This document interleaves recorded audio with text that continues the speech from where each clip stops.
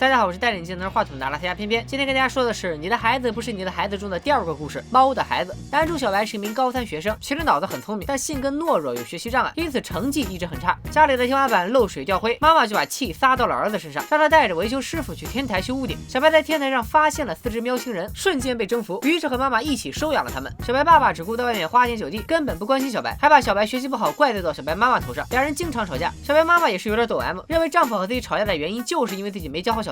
一天，小白在学校里偶然看到了同学小薇在打人，小薇和小白解释，刚才打人的是平行世界中的自己，而且只要平行世界中的他打了班里的最后1名，现实世界中的他就能拿到满级分。满级分是台湾高考中的一个名词，具体解释起来比较麻烦，反正就是考得好的意思。而小薇说的平行世界，应该是这孩子学习压力太大了，导致了人格分裂。这天，小白考试考了倒数第1，小薇知道后，为了保证自己的满级分，狠狠揍了小白一顿。这一打不要紧，把小白的分裂人格也打出来了，他不再懦弱，拿起板砖就拍晕了小薇。第2天，小白像开挂了一样做对了所有练习题，他对家教老师说了平行世界的事，但老师认为是小白压力太大在胡言乱语。小白询问小薇，是不是他打了最后1名也能获得满级分？小薇告诉他，想拿到满级分，你就要遵从另一个人格的行动。镜头一转，妈妈在抱着一个箱子痛哭，原来小白拿老鼠药毒死了1只猫。可怕的是，小白根本不记得自己干过这事儿。一天，小白复习功课时，听到厨房传来水流声，出来查看时，他居然看到了自己正在一脸邪笑的溺死1只猫。这里用了一个超现实的手法，让小白与自己的另一个人格见面。看来小白获得满级分的方法就是让分裂人格杀死猫咪。在爷爷的葬礼上，小白代表孙辈发言，他告诉全家人这次考试自己拿到了满级分，众人围着小白欢呼雀跃，实地演绎了什么叫坟头蹦迪。妈妈一直被妯娌们欺负，这次她被指派负责给死去的爷爷折纸莲花。大伯父送给了小白2颗杜鹃花，要小白亲自种起来，寓意着花开富贵。晚上，小白种下了杜鹃花，还从一个塑料袋中拿出一个东西埋进花盆。不用猜也知道，小白又杀死了1只猫。因为小白考得好，家里请家教老师吃饭，期间老师询问小白，为啥他家的猫咪越来越少，现在只剩下1只了。小白将自己的秘密告诉了老师，只要他在平行世界里杀死1只猫，现实世界中他就能拿到满级分，而且那些死去的猫都会变成一朵花。老师感觉小白精神不正常，决定辞职。走之前，他劝小白妈妈带小白去看心理医生，但母子2人并不想改变现在的美好生活。镜头一转，小白自信地走进考场，在考试时他却听到了猫叫声，还看到了杜鹃花从天而降。小白以为是猫咪找他复仇，但其实这一切都只是他的幻觉和幻听。妈妈在得知儿子被猫叫影响考试，在学校附近到处找猫，但是哪里找得到？最后被逼无奈的他，为了证明孩子没说谎，居然自己学起了猫叫。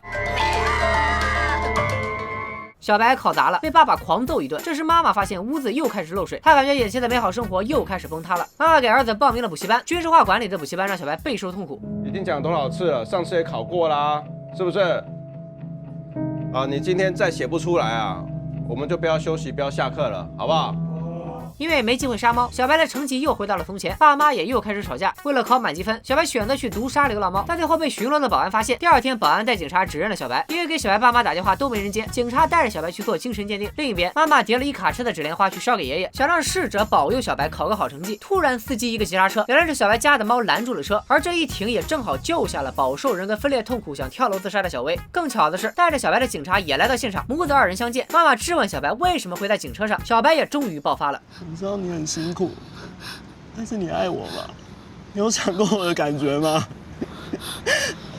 你知道我多为你着想吗？我想要只靠你自己。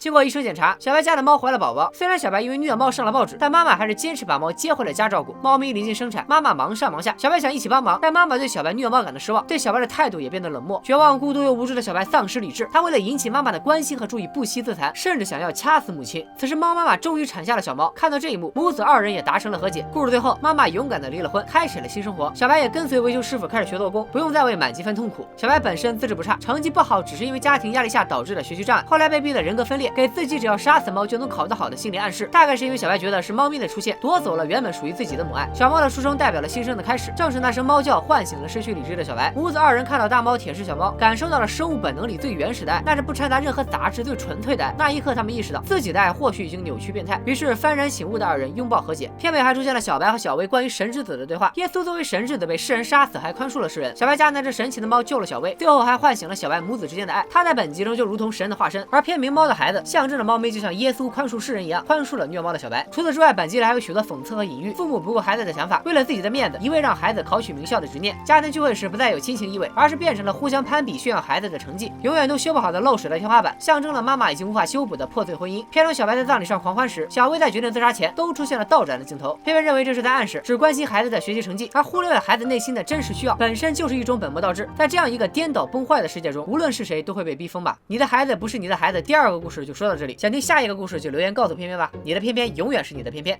拜了个拜。